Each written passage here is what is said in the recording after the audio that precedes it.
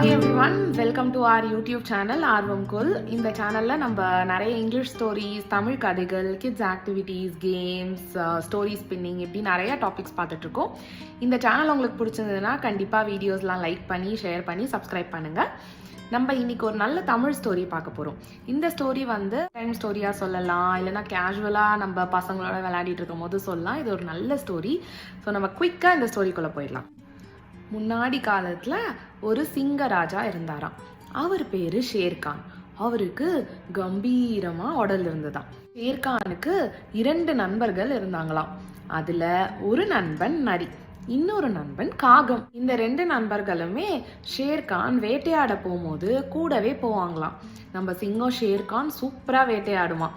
அதனால இந்த 2 நண்பர்களும் மீதி இருக்கிற உணவை ரசிச்சு சாப்பிடுமா. ஒரு நாள் சிங்கம் வேட்டையாட போகும்போது ஒரு மரம் வெட்டுபவரை பார்த்துதான்.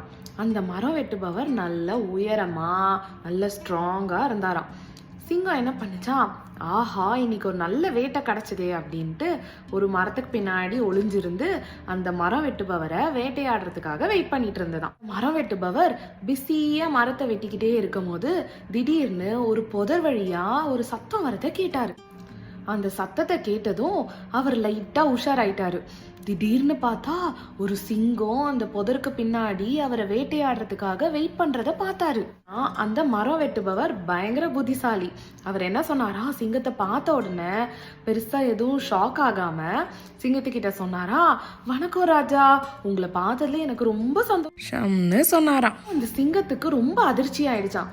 என்னது, என்னை பார்த்து நீ சந்தோஷமா இருக்கியா, என்னை பார்த்தா உனக்கு பயமா இல்லையா அப்படின்னு அந்த சிங்கம் கேட்டுச்சான். அதுக்கு அந்த மரம் வெட்டுபவர் சொன்னாரா, உங்களை ரொம்ப மதிக்கிறேன், அதனால்தான் எனக்கு உங்களை பார்த்தோன்னு ரொம்ப சந்தோஷமா இருந்தது. இன்னொரு விஷயம் என்னன்னா, உங்களால முடியும்னா என் கூடவே எங்க வீட்டுக்கு வாங்க, வந்து சாதமும் பருப்பும் சாப்பிட்டுட்டு போங்க அப்படின்னு அந்த மரம் வெட்டுபவர் சிங்கம் கிட்ட ரொம்ப தைரியமா சொன்னாராம். இதை கேட்டுட்டு அந்த சிங்கத்துக்கு பயங்கர கோவம் வந்துருச்சான். என்னது, சாதமும் பருப்புமா, என்ன பார்த்தா உனக்கு எப்படி தெரியுது, நான் மாமிசம் மட்டும்தான் சாப்பிடுவேன் அப்படின்னு அந்த சிங்கம் ரொம்ப கோவமா சொல்லிச்சான். அந்த மரம் வெட்டுபவர் சொன்னாரா, இல்ல மகாராஜா, நீங்க கண்டிப்பா ஒரு தடவை எங்க வீட்டுக்கு வந்து பாருங்க, என்னோட மனைவி சமைக்கிறது ரொம்ப ருசியா இருக்கும், கண்டிப்பா சாதமும் பருப்பும் உங்களுக்கு ரொம்ப பிடிக்கும் அப்படின்னு அந்த மரம் வெட்டுபவர் சொன்னாராம். அப்போ அந்த சிங்கம் கொஞ்ச நேரம் யோசிச்சுச்சான்.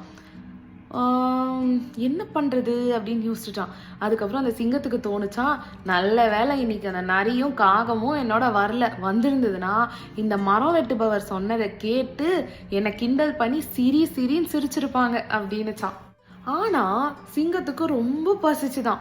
அதனால அந்த சிங்கம் சரி பரவாயில்ல, ஒரு நாள் போய் இந்த மரம் வெட்டுபவர் வீட்டுல என்னதான் சமைக்கிறாங்கன்னு பார்க்கலாம் அப்படின்னு முடிவு பண்ணி சரின்னு சொல்லிடுச்சான். அதனால அந்த சிங்கமும் மரம் வெட்டுபவர் பின்னாடியே ஒரு வீட்டு வரைக்கும் போச்சான்.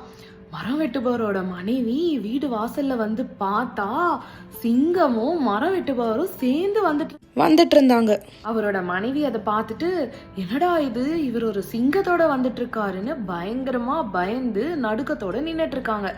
அப்போ அந்த மரம் வெட்டுபவர் வீட்டுக்குள்ள வந்துட்டு, இங்க பாரு, நம்மளுக்காக ஒரு விருந்தாளி வந்திருக்காங்க, சிங்கமே நம்ம வீட்டுக்கு விருந்தாளியா வந்திருக்கு, நீ சமைச்சதெல்லாம் எடுத்துட்டு வா, நம்ம சாப்பிடலாம் அப்படின்னு சொல்றாரு.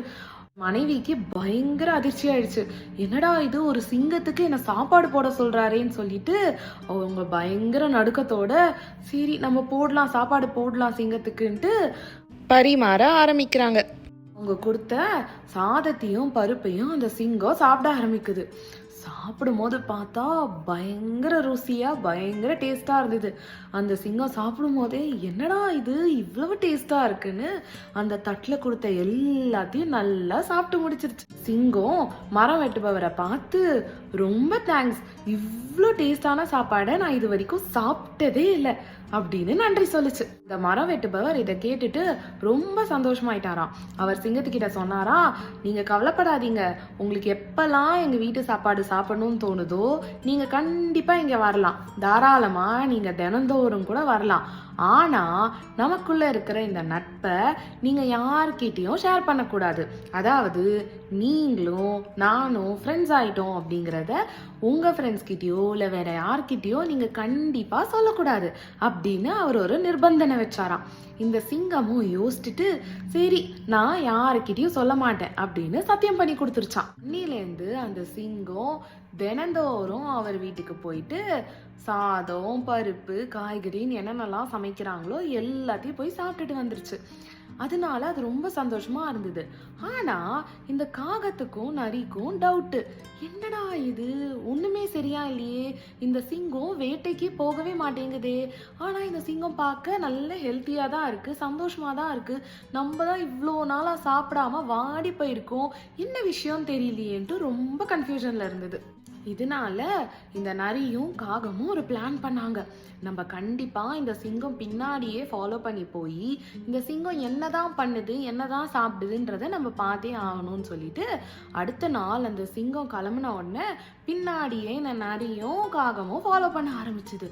அப்போ பார்த்தா அதுங்களுக்கு ஒரே ஆச்சரியம், என்னடா இது இந்த சிங்கம் ஒரு மரம் வெட்டுபவனோட வீட்டுக்கு போயிட்டு நல்ல சாதம் பருப்பு எல்லாம் சாப்பிட்டுட்டு உட்காந்துருக்குன்னு அதுங்க பயங்கர கோவமாயிடுச்சு. இந்த சிங்கம் நல்லா சாப்பிட்டுட்டு குகைக்குள்ள வந்துச்சு. அப்போ இந்த நரியும் காகமும் சிங்கத்துக்கிட்ட போய், நீங்க என்னதான் டெய்லி சாப்பிட்றீங்க, எப்படி நீங்க மட்டும் இவ்வளோ ஸ்ட்ராங்கா இருக்கீங்க, நீங்க வேட்டையாடுறதே இல்லை, அதனால எங்களுக்கு சாப்பாடே கிடைக்க மாட்டேங்குது, நீங்க மட்டும் எப்படி இப்படி இருக்கீங்கன்னு சொல்றீங்களா அப்படின்னு அந்த காகமும் நரியும் கிண்டல் பண்ற மாதிரியே சிங்கத்துக்கிட்ட கேட்டுச்சு.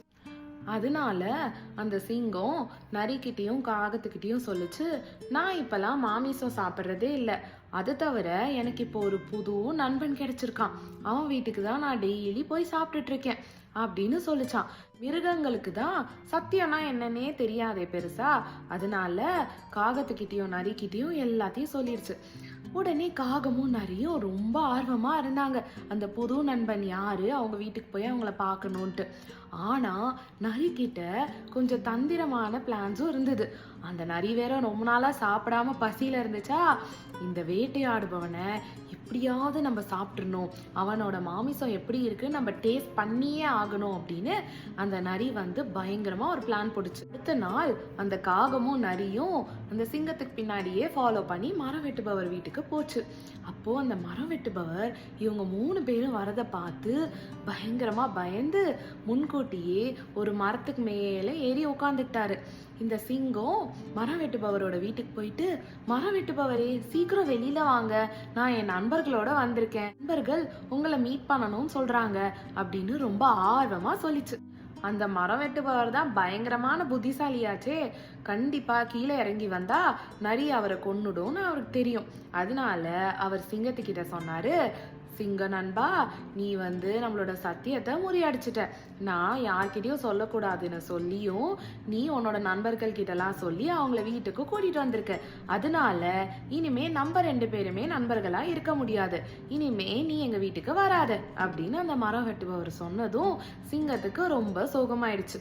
நம்ம என்ன கத்துக்கிட்டோம், நம்ம நல்ல புத்திசாலியா இருந்தா எப்பேற்பட்ட ஆபத்துல இருந்தோம் நம்ம தப்பிச்சிடலாம். அதான் உங்களுக்கு பிடிச்சிருந்ததுன்னா ஒரு லைக் பண்ணுங்க. அது தவிர நம்ம சேனல்ல இங்கிலீஷ் ஸ்டோரிஸ் தமிழ் கதைகள்னு நிறைய இருக்கு, நிறைய வரப்போகுது. தேங்க்யூ, பாய்.